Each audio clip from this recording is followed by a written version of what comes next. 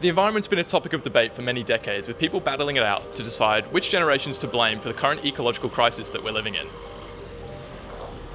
With sea levels rising, carbon emissions increasing, and mass pollution surging, the current view of the environmental crisis has evolved, with a newfound sense of guilt being entrenched in the minds of the younger generations. Do you think that your actions and the actions of individuals can impact the climate crisis? Yeah, because I think even these big corporations, they're made up of individuals, right? So I think to say that individuals can't make a difference is kind of silly. Like I can throw out my rubbish as much as I want, but if everyone still keeps pumping gasoline into the atmosphere, it's not going to make it much of a difference. Do you find that the state of the environment causes you stress or anxiety in your day-to-day life? Yeah, I do sometimes, especially when we have extreme weather. Yeah, definitely. Every now and then, like, I'll think about it and be like, oh no, this isn't good. Like, it's going to affect not only me, but my future children or whatever. Every once in a while I think about where the world's going to be in 10 years and it gets all depressed and I have to not think about it because it doesn't look very great. But hopefully we can make some change for the future, I think. With the steady increase in carbon emissions, the ongoing climate crisis has instilled a sense of terror in younger generations. Not only does the degradation of the Earth negatively affect the physical health of humanity, but it has also taken an incredibly large toll on the mental health of younger generations. Recent studies show that 59% of responders were extremely worried about the climate, with 45% saying this anxiety has pervaded their day-to-day lives. With a large number of young people losing faith in our ability to sustainably calm the crisis, we will speak now with Robert Bailey, a young person who's done extensive work regarding environmental activism.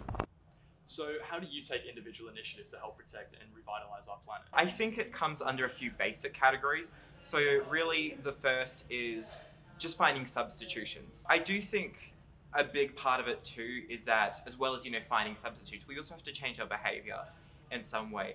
And so particularly this idea of maybe it's not the best idea that we use a different cup each time.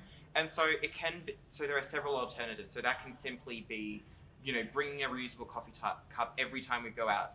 There are even more simple solutions. So instead of, grabbing a reusable coffee cup, maybe we instead just stop taking away and, actually sit in at restaurants.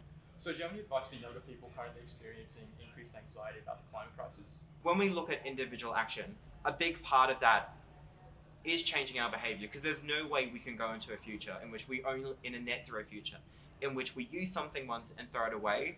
But at the same time, we will only be rewarded for all that hard work we're doing on an individual level if we also look at what's happening on a more macro level and take action in that way too. And finally, would you say that the prospect of a cleaner future is conceivable? So it really is determined by, are we ready to be honest with ourselves and have a real honest conversation about the actions we need to take as individuals, the changes we need to make to our lives, and particularly the actions that need to be taken not on an individual level, but a more macro and societal level, and those by corporations. And so the answer is yes, a better future is possible, but for that to happen, we really need to make some changes, and we'll really have to work for it.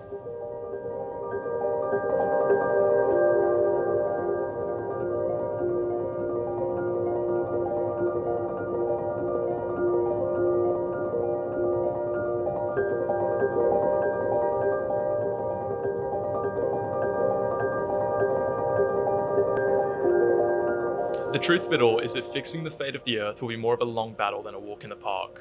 The situation is dire, however we as individuals do have the power to enact change. Small practices with wide enough use can make real and positive differences, and the time is now, together.